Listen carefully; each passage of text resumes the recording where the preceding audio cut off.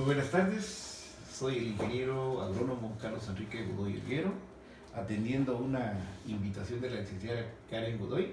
Voy a dar una breve descripción sobre lo que son los bosques de Guatemala o bien hablar sobre lo que son los recursos forestales. El nombre de Guatemala es una palabra proveniente del guatemalán, que en lengua nacahuil significa tierra de árboles. Es decir, cuando los conquistadores llegan a Guatemala acompañados de aborígenes mexicanos, se dan cuenta de que existen muchos árboles y de ahí es donde le dan la palabra de guatemalán, que significa tierra de árboles. Guatemala es un país forestal, no solamente por la vocación de sus suelos, sino especialmente por la diversidad de sus ecosistemas. Se estima que el 51.2% del país posee esta vocación. Porque si nosotros miramos nuestro territorio, vamos a ver que es montañoso, la topografía es quebrada, pedregosa en algunas partes, muy poca agua, muy poca precipitación en otras regiones, o bien en la parte del Petén, donde las tierras son planas, pero los suelos son cars, bajos en nutrientes. Todos estos suelos son suelos de vocación forestal. Los bosques. Un bosque es un ecosistema donde la vegetación predominante la constituyen los árboles y el sotobosque. El sotobosque es toda aquella maleza o chiribiscos que crecen bajo los bosques, ¿verdad? Y es importante toda esta cuestión. Bueno, en Guatemala existen 5 diferentes tipos de bosques: latifoliados, coníferas, mixtos, mangle y bosque espinoso. Entonces tenemos aquí, por ejemplo, lo que son los bosques de coníferas. Pueden estar formados por una o varias especies y están representadas por especies de pino, pinabete, ciprés, principalmente. El número de especies de pino varía según los autores, entre 7 especies y 2 variedades, hasta 10 especies. Coníferas, el nombre conífera de estos bosques viene por la forma de la flor masculina, femenina, que tiene forma de cono. Bosques latifoliados son bosques de hoja ancha, también se conocen como bosques húmedos o selvas. Son formaciones forestales que están constituidas por diversas especies de árboles de hoja ancha. Se registran alrededor de 400 especies, de las cuales 50 son maderables. Aquí estamos hablando de caoa, cedro, conacaste, caoa y martinisguate. Esas son las especies de hoja ancha. Estos bosques son bosques que los vamos a encontrar más que todo actualmente en lo que es la parte norte del país, ¿verdad? Entonces, luego tenemos los bosques mixtos, una mezcla, ¿verdad? Donde están creciendo en forma conjunta especies de coníferas y latifoliadas templadas. Lo más común es encontrar pinos y encinos en este tipo de bosque, aunque algunos autores afirman que estos bosques son estados transicionales de otros en proceso de sucesión ecológica para fines forestales. Ahora tenemos lo que son los bosques de mangle. Son bosques cuya característica especial es establecerse en zonas costeras en relación dinámica con el agua salobre.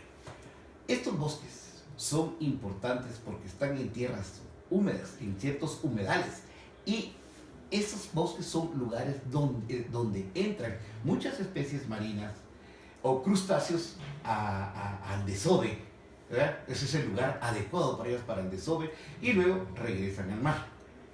Y bueno, tenemos también el monte espinoso, también llamado chaparral espinoso. Este tipo de vegetación está ubicado en el oriente del país, abarcando los departamentos de Chiquimula, Zacapa y El Progreso, donde los valles son rodeados por montañas y generan el fenómeno sombra de la lluvia, lo que genera zonas secas con baja precipitación pluvial que varían entre los 400 y los 800 milímetros anuales. Este bosque está casi en peligro de extinción por las meloneras que se han llegado a establecer a esta región, tanto meloneras como algunas empresas que se dedican a hortalizas como tomate, chile, pimiento. Entonces actualmente está siendo muy afectada por la agricultura.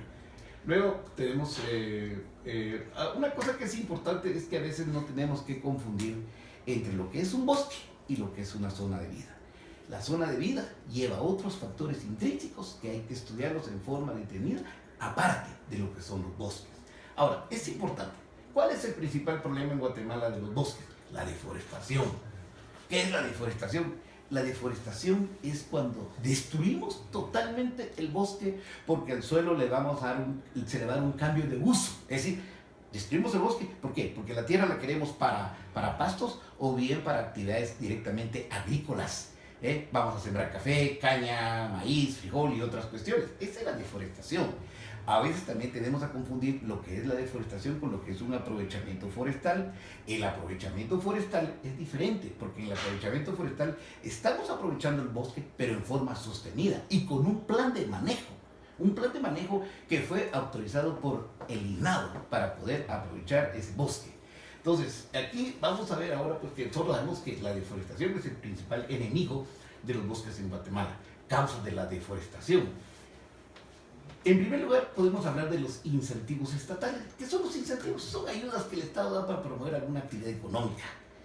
Entonces, actualmente el Estado casi no invierte en incentivos en los bosques. Actualmente, pues, el único programa que se conoce y que es el más conocido es el PINFOR, donde el Estado está pagando 12,000 quetzales por cada hectárea de bosque reforestada. Luego tenemos el programa agrario no resuelto. El problema del acceso al empleo puede visualizarse como un problema de acceso a la tierra. Esto viene y provoca lo que es la migración. ¿Qué hace la migración? Inmediatamente provoca una deforestación.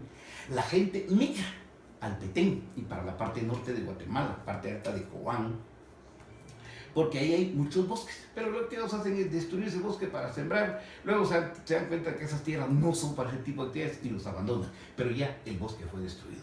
Ausencia de controles por parte del Estado. El debilitamiento del Estado ha afectado al sector público y lo ha vuelto incapaz de asumir las obligaciones que la ley asigna. Luego tenemos los obstáculos a la producción forestal. Tenemos que hablar aquí sobre, en primer lugar, lo que es la incultura forestal. Nuestra cultura tiene raíces eminentemente agrícolas y profundamente no forestales. Nos interesa más la agricultura que lo forestal. La otra es la independencia de los actores. Los actores involucrados en la producción y transformación forestal son diversos. Propietarios de la tierra como bosque, madereros, transformadores primarios de la madera, aserraderos, transformadores secundarios, fabricantes de puertas, ventanas, mesas, todo lo que se conoce, y los exportadores, ¿verdad? Entonces, el problema es que estos actores trabajan en forma independiente. Al transformador primario, al dueño del aserradero, no le interesa si el maderero trabajó honestamente o a través de un plan de manejo o hizo un mal uso del bosque, no lo está aprovechando como la ley lo indica. A él no le interesa. Lo que él quiere es que haya materia prima. El otro problema es el problema del sector forestal. La producción forestal posee ciertos inconvenientes intrínsecos. Uno, el tiempo de retorno del capital. Si nosotros invertimos en un bosque, tenemos que esperar 10, 20, 40 años para ver si tuvimos ganancias o no. Si yo siembro tomate en 3 meses, yo sé si gané o perdí. Ese es un problema. El tiempo que tarda en retornar el capital. Otro, el tamaño mínimo de la unidad productiva para lograr una producción sostenida, técnica y financiera. O sea, pues, regularmente la gente no posee más de 3, 4 hectáreas y en una extensión de tipo no podemos hacer un manejo sostenido del bosque. Y luego están los bienes y servicios no monetarios que genera el uso de recursos que no se valorizan bajo la concepción clásica del análisis financiero. Es decir, cuando nosotros tenemos un bosque que no lo utilizamos o que lo estamos aprovechando en forma sostenida, hay cosas que no las pagan, como por ejemplo la producción de oxígeno. Uno, la biodiversidad que va a vivir dentro de ese bosque, la protección que se le está dando a ese suelo, la protección que se le está dando a los nacimientos de agua. Todo eso no lo pagan, no lo ven. Eso es un problema bastante serio. Luego tenemos las consecuencias de la deforestación. Uno es la pérdida de oportunidades de desarrollo rural. Es decir, cuando hacemos un aprovechamiento forestal en una finca, los que se benefician son las personas que viven en las aldeas alrededor de esa finca. Ahí se necesita mano de obra para botar el bosque, cortarlo, cerrarlo, llevarlo al aserradero y todo, ¿verdad?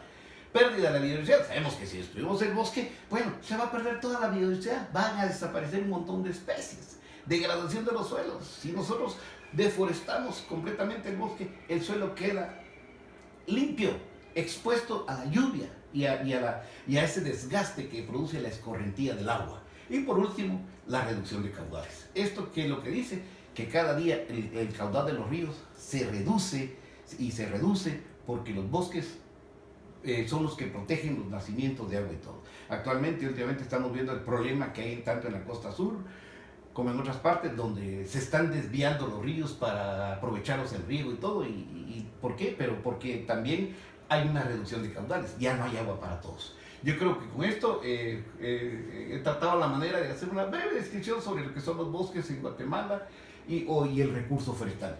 Así que muchas gracias, buenas tardes y mucho gusto de haberles servido.